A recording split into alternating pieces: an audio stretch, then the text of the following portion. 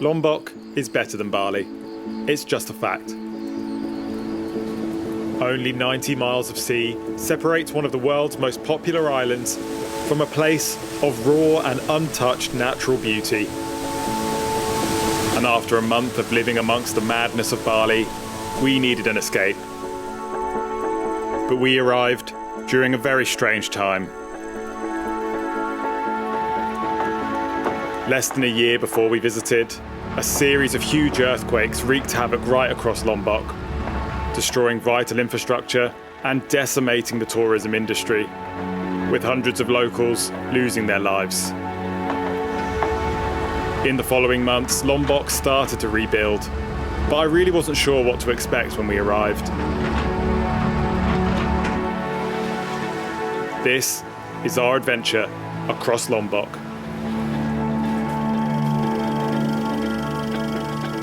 Lombok and Bali are literally next door neighbours, and the quickest route between the two is by plane. And when I say quick, I mean you barely get off the ground before you start to land again.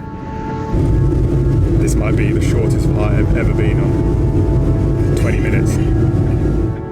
So before we knew it, we got our first look down onto Bali's underrated neighbour.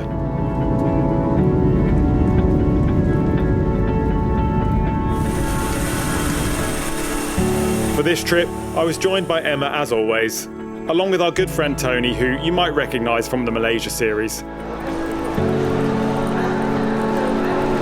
At the airport, we got picked up by one of the hosts from our accommodation and we hit the road. And it was clear straight away that Lombok was going to be very, very different from Bali.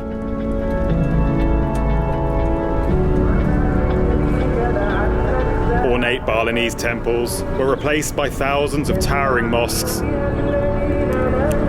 And instead of busy, narrow streets, there were wide, open landscapes all around. Our first goal was to get over to the mountain village of Senaru in the far north of the island. But just as we started to climb our way into the mountains, we suddenly came to a complete stop.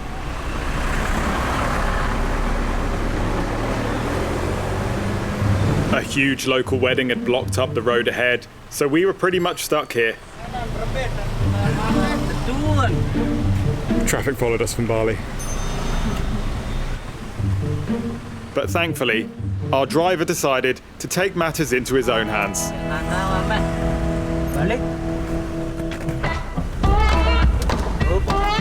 We turned around and waded through the sea of beeping cars until we found some open road once again. A 3-hour journey pretty much doubled. But it did mean that we got a little preview of the diverse landscapes that this island has to offer, passing by some of the beaches and countryside that we would eventually explore over the next couple of weeks.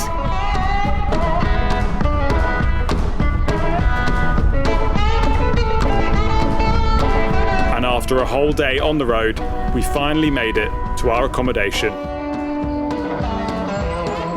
So, more than a couple of detours, and 5 hours later we finally made it to Senaru, which is a village in the north of Lombok in quite a mountainous region.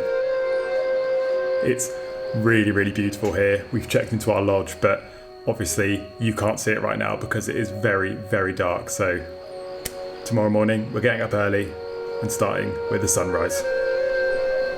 See you then.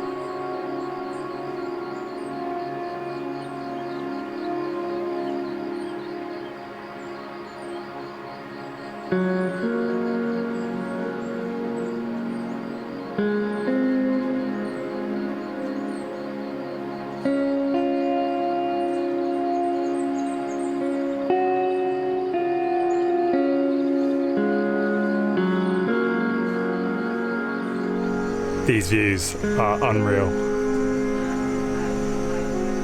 Straight ahead of us there is Mount Rinjani, which is the highest peak in Lombok, and it's actually the second highest peak in the whole of Indonesia. It's an active volcano and it takes 4 days to trek up to the top of it. Apparently there's amazing views at the top, but I'm not going to be climbing that. Instead, we're going to be doing some hiking around the countryside where the village is based. Going to see some waterfalls, going to see some rice fields, and can't wait.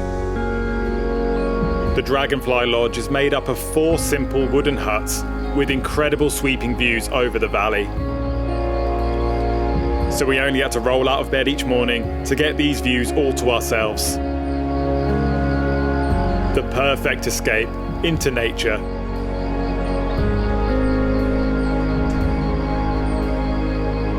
Just spent the last 10 minutes watching this monkey sitting in a tree eating bananas. He's done about 10 since I've been watching him. Impressive. Our hosts were also really friendly, always providing us with some music during our downtime. They also sorted us out with a great itinerary for the area and got us completely addicted to Lombok coffee. So after a round of the good stuff, we set off on our very first trek to see one of the island's most stunning waterfalls.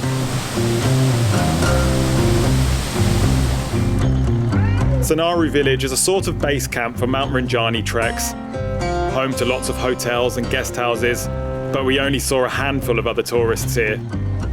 A year on from the earthquakes, the village was still showing plenty of scars, with lots of rebuilding still underway. The way down to the falls was less than a minute walk from our lodge, and our guide warned us that the trail was also very damaged, so we needed to keep our wits about us. We're on our way to Tie Kelep Waterfall, which is probably the most famous waterfall in Lombok, but the path on the way has been quite heavily damaged by the earthquake a couple of years ago. Trees fallen down, the path's broken up. Landslides dramatically reshape the landscape here, and many of the cliffs are still quite unstable. We climbed through an abandoned hydroelectric plant, which looked like something out of Jurassic Park. And there are several river crossings too.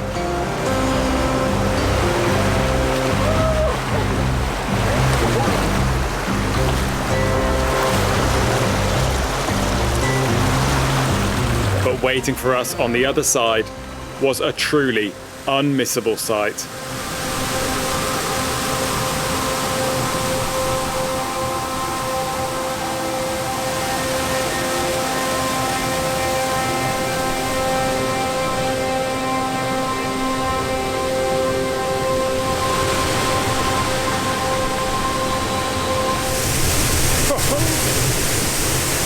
Insane!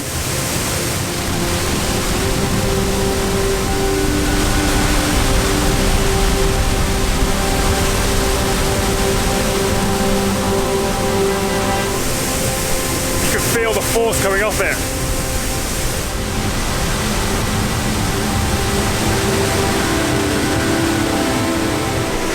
There used to be a huge natural pool at the base of the falls, but when the earthquake happened, it completely reshaped this whole landscape. So it's just this kind of rocky area now, so no swimming. But the falls are absolutely stunning.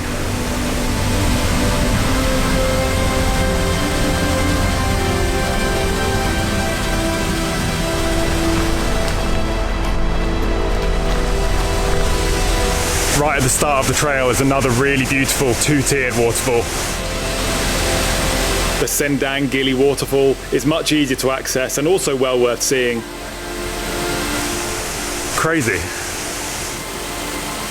Our guide told us that since the earthquake, there's nowhere near as many tourists doing this trek down to the waterfalls.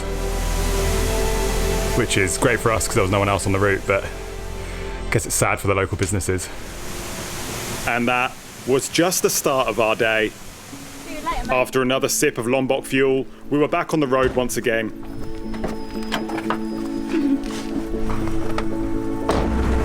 Next, we're going to head out into the countryside and see some more of what Senaru has to offer.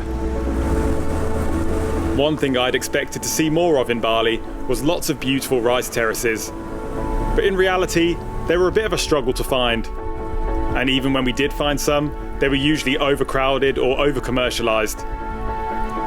But that certainly wasn't the case here.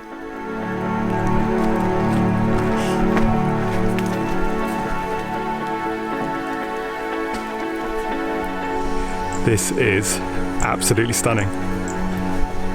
It blows the rice fields in Bali out of the water, I've got to say.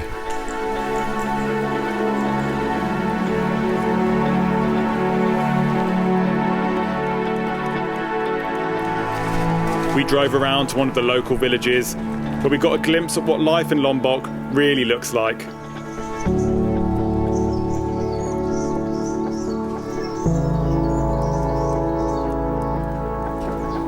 Many of the houses here had to be rebuilt from the ground up after the earthquakes. But honestly, you would never have known.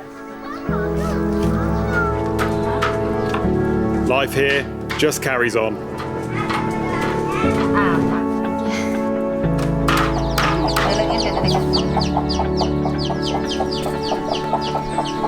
The village also has the first mosque in the whole of Lombok.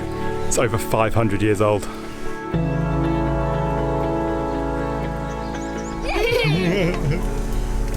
Bye-bye! We quite fancied ending the day with some epic views of the sunset. And once again, the Senaru countryside did not disappoint. Tony even got a chance to recreate one of her favourite movie scenes. Gladiator, take one. I'm not gonna sing it. Put the music over it. Dreams really do come true, guys. And again, having a local with us really paid off. Find the best place. Yeah. Not easy, yeah? Secret spots. Whoa.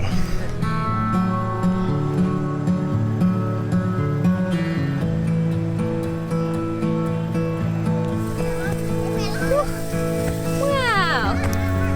I made it.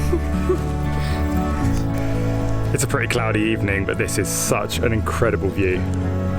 It really pays to have a local with you who knows all the secret spots, because we'd have never found this, and it is absolutely stunning.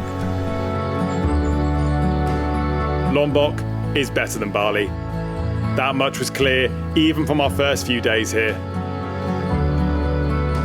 After the earthquakes of 2018, the people of Lombok were desperate for tourism to return. And now, with the global pandemic throwing travel into uncertainty once again, they find themselves in a similar situation. So when you get to booking a future trip, if you're considering going to Bali, seriously, give Lombok a try instead. It honestly has everything that Bali is famous for and more.